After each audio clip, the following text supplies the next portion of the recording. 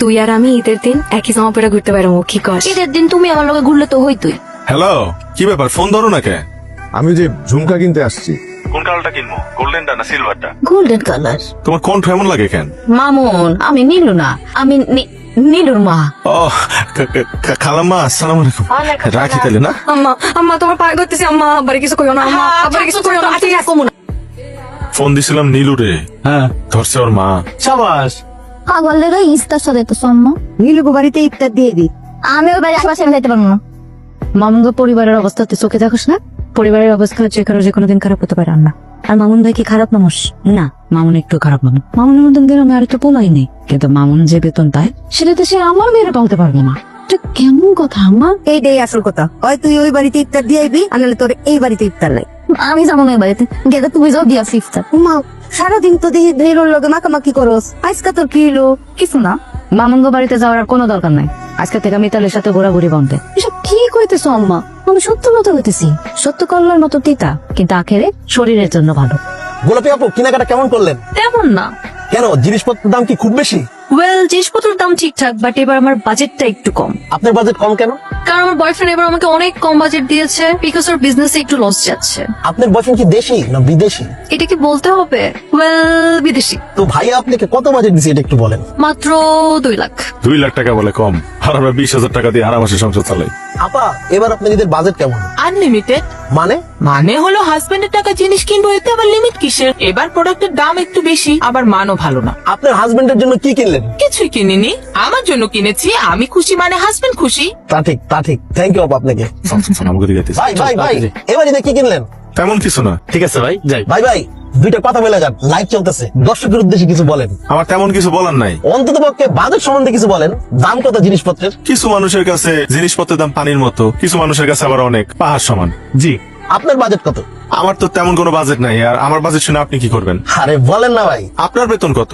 আমার বেতন আপনারা কেন বলবো? আমার বেতন দিয়ে আপনি কি করবেন? আপনি জানেন না মেয়ে মানুষের বয়স আর ছেলে মানুষের বেতন জানতে হয় না? ঠিক তেমনি মধ্যবিত্তদের বাজেট কখনো জিজ্ঞেস করতে হয় না ঈদের।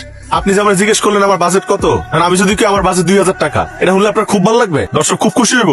শুনেন, ভদ্রতার খাতিরে মধ্যবিত্তরা কিছু কইতে পারে না, চুপ করে থাকে। জনসমক্ষে এই ভাইরাল আর এই বিয়ের কারণে এরকম করে এগুলো লজ্জা দিয়েন না, বুঝছেন? এটা খুব খারাপ কাজ। এই ধরনের প্রশ্ন করেন না। হ্যাঁ, কথা লাভ আছে। এলো। কিরে এত দেরি করলি কেন? কই দেরি করছি? ইফতার দেশ নাই নীলুকে বাড়িতে? দিছি, দেখো না খালি বাটি। এই নে তোর ঈদের পোশাক।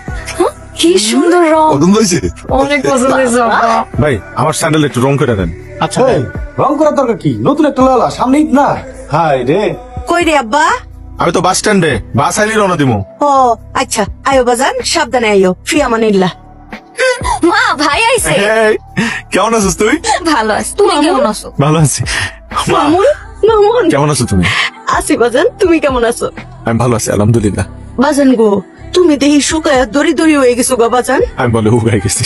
আমার পোলার চেহারা চোখ মুখ দেখলেই আমি বুঝি তোমার ওজন কমে গেছে গা। আমি ঠিকই আছি, তুমি বেশি বেশি কও। বাজান গো, সেহরিতে গরম ভাত পাও না, খাওনের কষ্ট হয় না বাজান? মার বুঝি কোনো কাণ্ড জ্ঞান নাই। রোজা রেখে আমার ভাইটা এক দূর পথ জার্নি করে আইছে। এখানে দাঁড়া দাঁড়িয়ে কথা কইতেছ, ঘরের মধ্যে বসাইবা। এনে কি তুমি দেখি দেখো, হ্যাঁ কন্যা ঘরে এসে খারাপ আছে। কেউ না। কোন রাজকুমার তো নাই। জানলাতে ওকে কিছু কম দিতে কইছি না আমি? মনে থাকে না কিছু? বাসায় কিন্তু তোমার বাবা আছে, এটা মনে রেখো। কখন এলো? হাই দৌড়ায় তোমার দেখা করতে এলাম। এই তুমি দুদিন যাবো আমার ফোন ধরো না কে? আরে আমার ফোন ধরতে দেয় না। ওরে বাবা, আমার বাধ্যগত কবে তৈলা? বাধ্যগত হয়েছে। আমরা যদি শুনে যে আমি আমার কথা শুনি না, তাহলে তুই দিন বাড়িতে দিবে না। আর ঈদের দিন যদি বাড়িতে না পারি, তাহলে তো তোমার সাথে ঘুরতে পারবো না, বুঝো না? এই প্ল্যান দেখলেন, আমার মাথা কিন্তু অনেক বুদ্ধি। একটু বুদ্ধি সাথে না হলে কি জীবনে চলা যায় বলো? বুঝো না তুমি? একটা এই আচ্ছা শোনো, এই আসার সময় একটু আগে আবার লগে দেখা হয়েছিল, আর একটু আমি ধরা খেয়েছি। তাহলে না না, এক কাজ করো, তুমি চলে যাও। যাও, তুমি যাও। হারাই আসো কেন? যাও। দেহি কি দেখো? তোমার যাওয়া দেহি। যাও, তো দেখলে আমার মাইয়া ফেলবে। আচ্ছা আমি যাই। মা গো, নতুন কাপড় দিয়ে কি করুম? এই যে আবার শুরু হয়েছে কবরে যাওয়ার কথা। আমার ভাই এত কষ্ট করে তোমার এই জামাটা দিছে, তোমার পছন্দ হইলেও পিনবা, না হইলেও পিনবা। এত কথা কও কেন? সুন্দরী তো আব্বা, আপনার নাতি আনছে, ঈদের দিন পিনদেন। মা, এটা তোমার লেগা। ও আমি এই শাড়ি নিমু না। আমি কইছি না আমার শাড়ি আছে, হ্যাঁ ওই শাড়ি কাটা পিনবো। জানি তো তোমার কত শাড়ি আছে। গত বছরের ঈদের শাড়িরা এই একটা বছর ধরে পড়তেছ। ধরো, পছন্দ না হইলে হালাই দিও।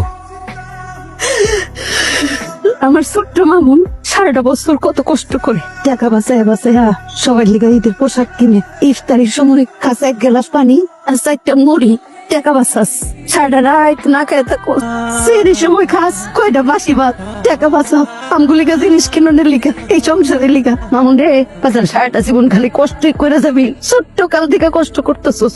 তোমার পোলার এবার একটা বিয়ে দিয়ে দাও।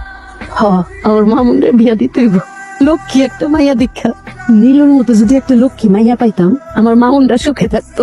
নীলুর মতো কেন? নীলুকে দোষ করছে? নীলু দোষ করে নাই রে মা, দোষ আমগো কপালে। আমরা গরিব মানুষ না, তারা ধনী মানুষ তাগো মাইয়া দিব আমরা এই টিনের ঘরে। আমার এই কথা বাদ দাও তো। কে ঈদ মোবারক। ঈদ মুবারক। একটু বাড়ি ফিসাইবা, তোমার একবার দেখে চলে যাবো। তোমার সাহস দেখে দিন দিন খুব বাড়তেছে। ওই একটা জিনিসই তো আছে আমার দ্বারে। আর কি আছে? ঝুমকা! তোমার মনে আছে আমার ঝুমকা এত পছন্দ? আমার মনে থাকবো না? এই মামুন আলীর সব মনে থাকে, সব মানে সব। Thank you Mamun Ali. ওরে বাবা, এই সামান্য ঝুমকা পায় এত খুশি? তাহলে তো যে কেউ তোমার কোনো গিফট দিয়ে লয়ে নিতে পারে। জি না, এই নীলু এত সস্তা না। গিফটটা গুরুত্বপূর্ণ না, কিন্তু গিফটটা যে মানুষটা দিছে সেই মানুষটা গুরুত্বপূর্ণ। আর সেটা বুঝি বললেই তো আপনারা খুব ভালোবাসি। আহ, কি হলো? এত সুন্দর একটা কথা কইছো, হার্টে ব্যথা শুরু হয়ে গেছে। হার্টটা ডান পাশে না বাম পাশে থাকে। আমার হার্ট পুরোটা জুড়াই, অনেক বড় হার্ট আমার। ওরে বাবা, তো কে কে আছে আপনার এই হার্টে? আমার এই হার্টে শুধুমাত্র একজন মানুষই আছে। কে এসে? আমার নীলু।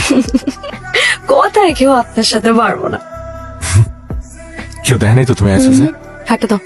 হ্যাঁ, হাতটা দাও। কেন? দাও তো, এটা রাখো। কিসের টাকা? আহা, রাখো তো, কাজে লাগবে।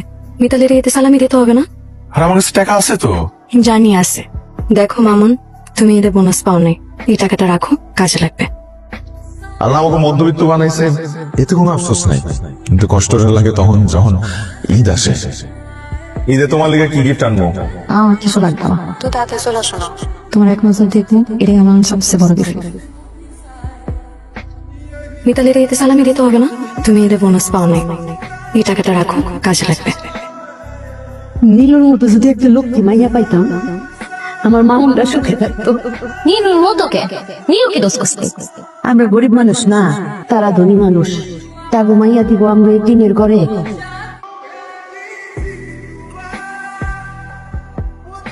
ঈদ মোবারক দাদা যান। ঈদ মুবারক। ঈদ মুবারক। ঈদ মোবারক। ওরে বাবা, সুন্দর লাগতেছে। তাড়াতাড়ি ল, হ্যাঁ। এই জামাত শুরু হয়ে যাবে তো। হ্যাঁ, হ্যাঁ, চল। মামুন এই যে এইটা নাও বাবা, এইটা পিন্দা জামাতে যাও। লাল পাঞ্জাবি। তুমি পাঞ্জাবি কই পাইছো আমা? আমি জানি তো, আমার মামুন নিজে না খেয়ে আমগরে খাওয়ায়। আমার মামুন নিজের লিগে ঈদে কিছুই কিনে না, আমগো সবার লিগে পোশাক কিনে, নিজে পুরান পাঞ্জাবি পরে জামাতে যায়। এই জন্য এটা তোমার দাদার এটা কিনেছিলাম বাজার। তুমি টাকা কই পাইছো? টাকা আমি না, ওই যে তোমার বই মাটির ব্যাংকে জমাইছিল। আরে আমি একা দেই নাই, দাদাও দিছে। এটা তো আর টাকা না, আমি গাছের সুপারি বেচছি, আর তোর মায়ও দিছে।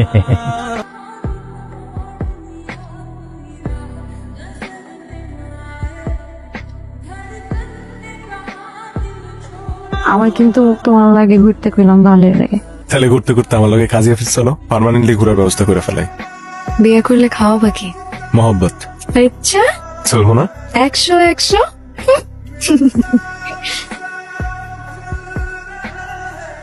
মামুন, তোমার সাথে নীলুর একটা মিলামেশা আছে, এটা আমি নীলুর মার কাছ থেকে শুনছি। তুমি খুব ভালো ছেলে, আমিও তোমার খুব পছন্দ করি।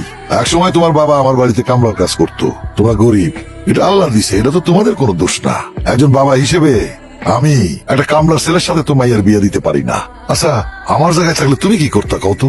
দেখো মামুন, তুমি ভালো ছেলে, আমরা সবাই তোমারে খুব পছন্দ করি। গ্রামের মধ্যে তোমার মতো একটা ছেলে হয় না। কিন্তু বাবা একটা জিনিস চিন্তা করো, আমার তো একটা মেয়ে না, তারও তো আমি রাজকন্যার মতো করে মানুষ করছি। তুমি শহরে যে চাকরি করে যে বেতন পাও, ওইটাতে নাকি তুমি চলতে পারো না। তোমার মার মুখ থেকেই আমি শুনছি 2 দিন পর তো তোমার বোনেরও বিয়ে দিতে হবে, হবে না? সেই খরচ তো তোমারই টানতে হবে নাকি? এত কিছু মানে এত দায়িত্ব নিয়ে তুমি তো জীবন চালাইতে পারবা না বাবা। আর তুমি আমার মেয়েটারও সুখে শান্তিতে রাখতে পারবা না।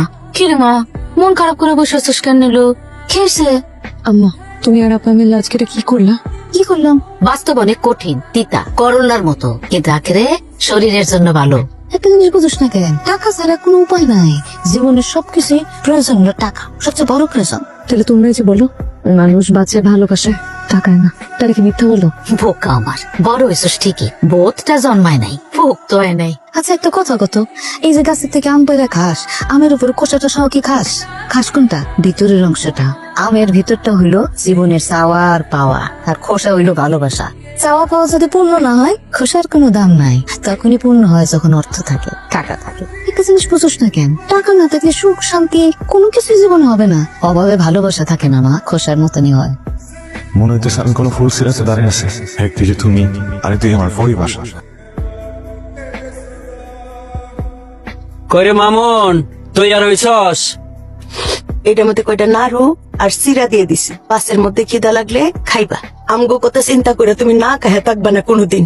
তুমি না খায়া থাকলে আমি টের পায়ে যাই তোমার আব্বা নাই, আমি মা তো আছি। তোমার প্রতি আমগো কর্তব্য নাই? নিজের ভবিষ্যৎ করো, সারাক্ষণ আমগো কথা চিন্তা করো না।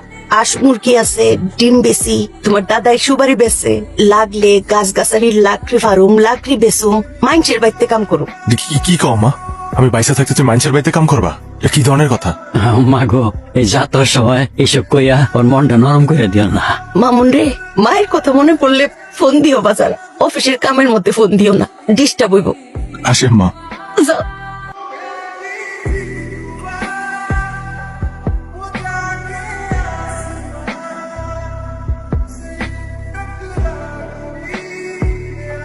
তুমি? মামুন, আমি তোমারে খুব ভালো করে চিনি যে তুমি তোমার ফ্যামিলিরে কত ভালোবাসো। আমি কোনোদিন তোমারে তোমার ফ্যামিলির থেকে দূরে সরাবো না। যে মানুষটা তার ফ্যামিলিরে এত ভালোবাসে, ফ্যামিলির জন্য এত কিছু করছে, তারে আমি তার ফ্যামিলি থেকে কিভাবে দূরে সরে বলো? আমি তো শুধু তোমারই না, তোমার পরিবারেরও অংশ হইতে চাইছি। কি করবা আমারে তোমার ফ্যামিলির অংশ? কিন্তু আমি তো তোমার বাবা মার মতো তো ভালো রাখতে পারবো না।